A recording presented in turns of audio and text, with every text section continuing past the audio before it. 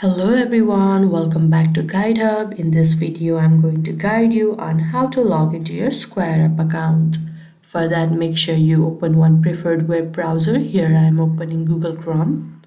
Now at the search bar, you can simply search www.squareup.com. You will be now lead to the official homepage of SquareUp. Now at the right side at the top, you can see the option sign in. Click over there. Here you need to enter your email address or your phone number that you have signed up with.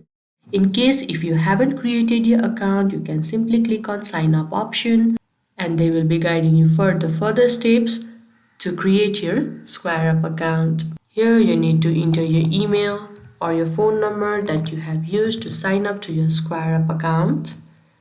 After you are done entering your email, simply click on next.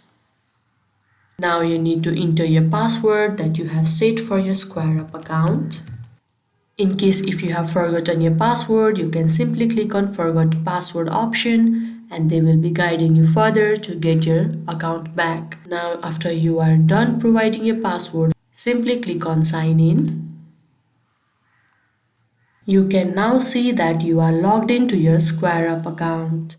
I hope this video was helpful. Don't forget to like this video and subscribe our channel GuideUp. Thank you.